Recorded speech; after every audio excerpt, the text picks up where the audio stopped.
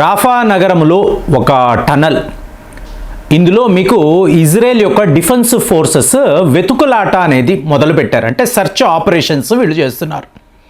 సడన్గా చూడండి, మీకు ఆరుగురు శవాలు అక్కడ మీకు కనిపించాయి. సరే, వీళ్ళు ఎవరైనా తీవ్రవాదులా లేదా పాలిస్తీనియా ప్రజల? మామూలు కదండి. ఇప్పుడు ఇవాళ మనము 40,000 మంది చనిపోయినట్టుగా చెప్తున్నాం. మరి శవాలు ఎక్కడెక్కడ పడి ఉన్నాయి అనేది వెతుకుతూ ఉంటే దొరుకుతూ ఉంటాయి. అలాంటిది మీకు ఒక 6 శవాలు అక్కడ కనిపించాయి. వెతికినప్పుడు మీరు చూడండి, ఆశ్చర్యపోతారు. వీళ్ళందరూ కూడా ఇజ్రాయెల్ పౌరులు. సో ఒక్కసారిగా ప్రపంచమంతా కూడా ఇవాళ ఎలాగంటే ఒక దిగ్భ్రాంతికి గురయ్యారు. ముఖ్యంగా చూడండి, ఫ్రాన్స్ అధ్యక్షుడు, అలాగే అమెరికా అధ్యక్షుడు జో బైడెన్. సో నేను ఒక పెద్ద షాక్లో ఉన్నాను, డివాస్టేటెడ్ అని చెప్తున్నాడు.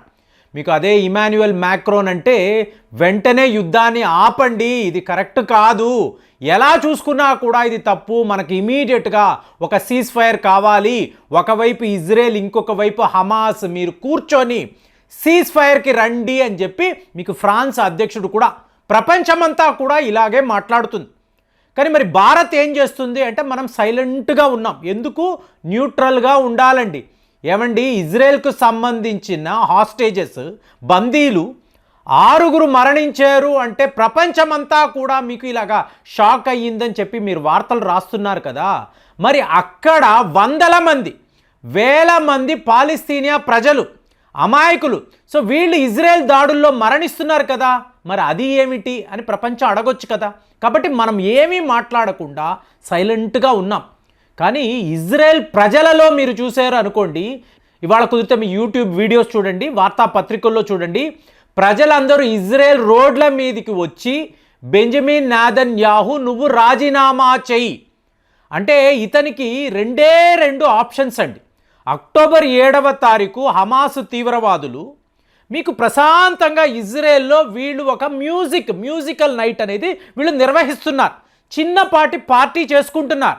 ఇంతలో ఈ తీవ్రవాదులు వచ్చి దగ్గర 1300 మందిని వీళ్ళు పొట్టన పెట్టుకున్నారు, ఇష్టానుసారం కాల్పులు జరిపారు. మరి ఇప్పుడు ఇజ్రాయెల్ యొక్క ప్రధానమంత్రికి ఉన్న ఆప్షన్ ఏమిటి? ఒకటి, హమాస్ తీవ్రవాద సంస్థ లేకుండా చేయాలి, అసలు అందులో ఒక్కళ్ళు కూడా మిగలకూడదు. లేదా రెండవది ఏమిటి? హమాస్ వాళ్ళతో మాట్లాడాలి, ఎందుకురా మీరు ఇలా చేశారు, సో దీని యొక్క రిజల్ట్స్ ఎలా ఉంటాయో మీకు తెలుసు కదా, సో మేము మీ మీద యుద్ధము ప్రకటిస్తున్నాము చెప్పి చెయ్యాలి. సో ఈ 2 ఆప్షన్స్. కానీ బెంజమిన్ నెతన్యాహు ఈ 2 ఆప్షన్స్ని కూడా ఎంచుకోవడం లేదండి. సీజ్ ఫైర్ అని మాట్లాడుతూనే ఉంటాడు.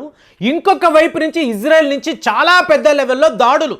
మొన్న ఒక స్కూల్ విషయంలో చూడండి, ఇది ఎలా చెప్తున్నారు అంటే యుద్ధ నిపుణులు, World War I, World War II, ఇక్కడ కూడా హిట్లర్ లాంటి నరరూప రాక్షసుడు కూడా స్కూళ్ళ మీద, కాలేజీల మీద, యూనివర్సిటీస్, అలాగే హాస్పిటల్స్, వీటి మీద దాడులు చేయలేదండి. కానీ ఇవాళ ఏం జరుగుతుంది? ఇజ్రాయెల్ వాళ్ళు డైరెక్ట్గా స్కూల్స్ మీద, హాస్పిటల్స్ మీద దాడులు చేస్తున్నారు. అంటే ఏంటి? మీకు ఈ వినాశనము అనేది మెల్లమెల్లగా ఏ రకంగా, ఆ రోజు ఏం మాట్లాడారండి?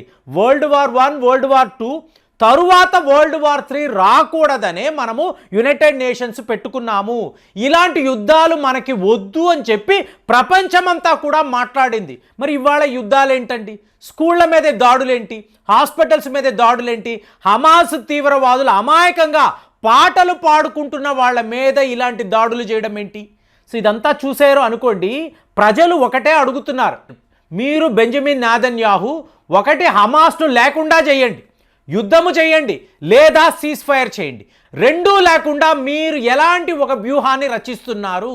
మాకు మీరు వద్దు, మీకు ఇది చేతగాడం లేదు అంటే మీకు బెంజమిన్ నెతన్యాహు ఆలోచన ఎలా ఉంది? ఈ గాజా అనబడే ప్రాంతాన్ని పూర్తిగా ఇజ్రాయెల్ పొందాలి, అక్కడ నివసించే పాలస్తీనియా వాళ్ళని తరిమి వెయ్యాలి, ఇది ఇతని ఆలోచన. అంటే ఇజ్రాయెల్ కోసమే ఇది చేస్తున్నాడు.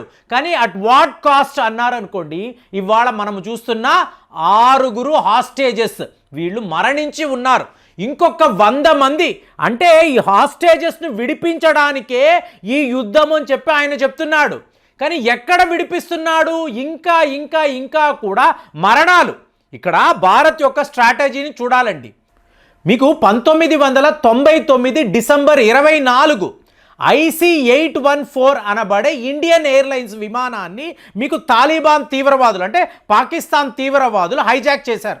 కాందహార్ దాకా తీసుకువెళ్ళారు. వీళ్ళ డిమాండ్ ఏంటి? వాళ్ళ తీవ్రవాద నాయకులను విడిపించాలి. లోపల ఎంతమంది ఉన్నారు? 190 మంది ఉన్నారు. అంటే 179 మంది ప్యాసింజర్స్, 11 మంది క్రూ మెంబర్స్. సో ఇప్పుడు వీళ్ళని సురక్షితంగా మీరు కాపాడాలి. అజిత్ దోవెల్ గారు రంగంలో ఉన్నారు. ఈయన ఈ తీవ్రవాదులతో నెగోషియేట్ చేస్తున్నారు. ఫైనల్గా వీళ్ళు ఏం డిసైడ్ చేశారు? ఈ తీవ్రవాదులు వీళ్ళు అడుగుతున్న ఈ 3 తీవ్రవాదులను విడిపించేద్దాము, ఇండియన్ ఎయిర్లైన్స్ను సురక్షితంగా భారత్ తీసుకువద్దాము. ఏమండి ఇది ఓడిపోయినట్ట అంటే ఆ టైంలో మనం ఓడిపోలేదండి, 190 మందిని మనము కాపాడుతున్నాం. సో ఇదే ఆలోచన, కాపాడేశాం. ఇవాళ పరిస్థితి ఏంటండి? పాకిస్తాన్లో అంటే ఈ హైజాక్కి ఎవరైతే ప్లానింగ్ చేశారో, ఎవరి వ్యూహాన్ని రచించారో వాళ్ళందరూ ఒకళ్ళు తరువాత ఒకళ్ళు ప్రాణాలని పోగొట్టుకుంటున్నారు. 1999లో జరిగిన కుట్ర ఇవాళ మీరు ఫలితాలను చూడాలి. పాలిటిక్స్లో, జియో పాలిటిక్స్లో ఇలాగే ఉంటుందండి. నేను ఇవాళ వీడియో మాట్లాడొచ్చు, 5 ఏళ్ల తర్వాత మనము మాట్లాడిన విషయాలు అక్కడ జరుగుతాయి.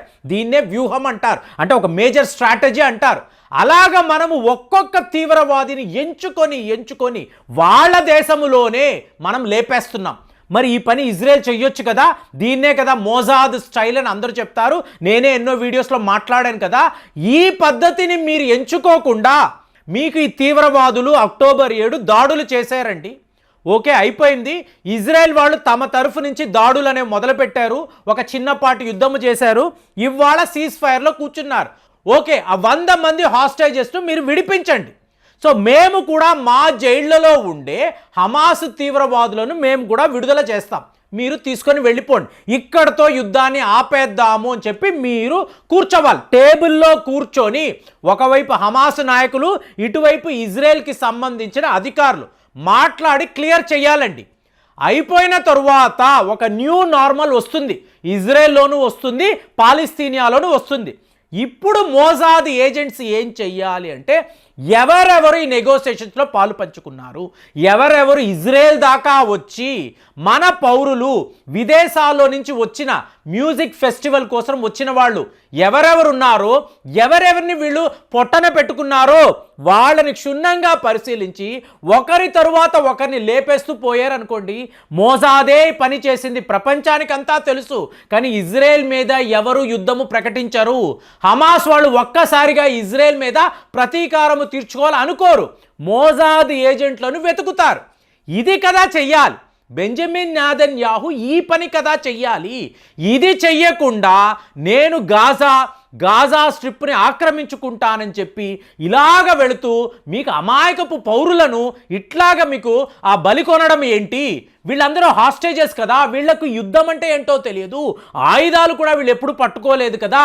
ఇలాంటి వాళ్ళు ఎంతోమంది సీనియర్ సిటిజన్స్ ఉంటారు, వీళ్ళందరి ప్రాణాలను నువ్వు ఎందుకు రిస్కులో పెడతావు? సో ఇవాళ 6 మరణించారు అన్నప్పుడు, ప్రపంచమే దిగ్భ్రాంతికి గురైంది అన్నప్పుడు మీకు బెంజమిన్ నెతన్యాహు ఏమంటున్నారు? ఇది పగ, ప్రతీకారము, మేము విడిచిపెట్టము.